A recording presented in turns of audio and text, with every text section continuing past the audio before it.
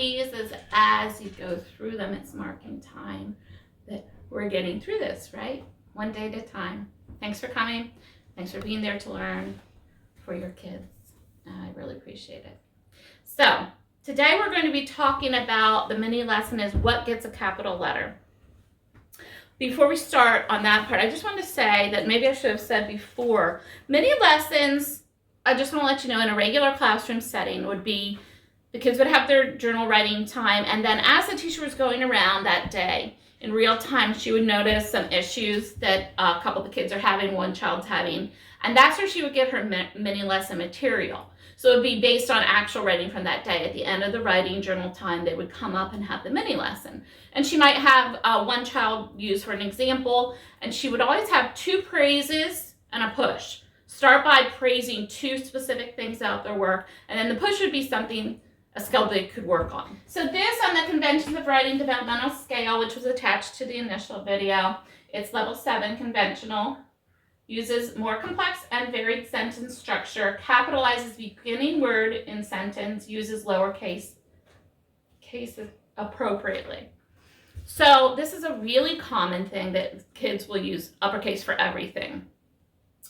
And some teachers or parents choose not to press it too hard, which is great. I mean, you want to choose your battles here, certainly. But bit by bit, they should get the idea of when a capital letter is appropriate. And most of the time, this is important for them to remember, that you'll be using lowercase letters.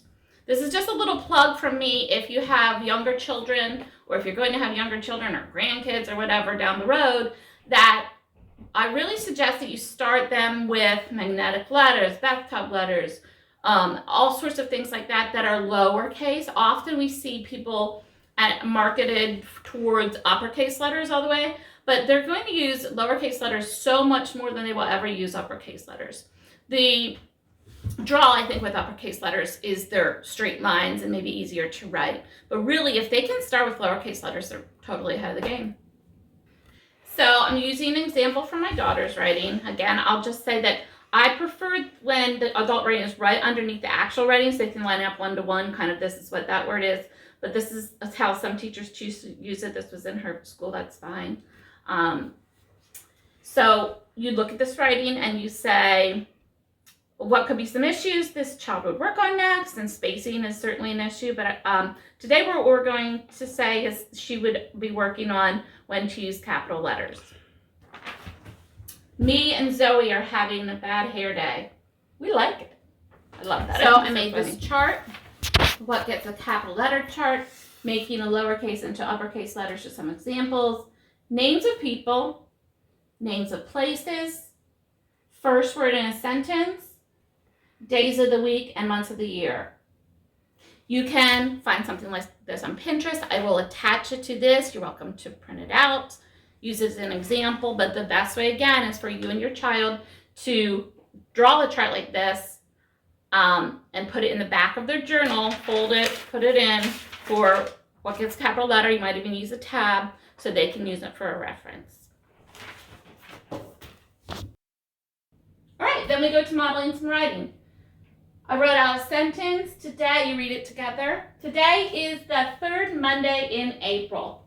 This particular sentence uses the issue of the beginning of the sentence, the issue of the days of the week, and the issues of the name of a month. Your child may, the first part that they would probably notice is the beginning of the sentence is not capitalized. They will probably love to tell you that you made a mistake, and you can really play that up and say, oh, could you please correct it for me? So you can erase it. You probably use a pencil so you can erase it. Okay, so they'll have them go back and have them correct it. Another different color would be great, red, or whichever color, just so it differentiates with a capital T. And then you start, using your internal dialogue, making it out loud again. Oh, yeah, what else? Is there anything out here from the chart? You can refer back to the chart that should also be capitalized. And hopefully you will notice. If not, you can go back directly and kind of pin out, oh, look, were there any days of the week? Were there any months of the year? And then again, they can correct it.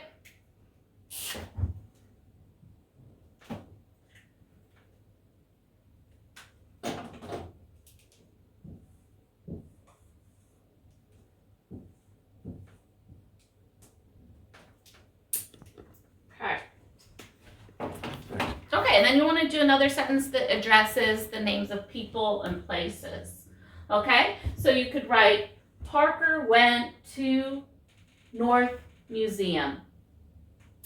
And you can talk about this is actually going to be capitalized for two reasons. It's the beginning of the sentence and it's a name, right? They will probably notice that beginning of the sentence, especially because you've been doing this by now. So have them change it. And then they may or may not catch this one. So obviously, if not, refer to your list and then have them change it.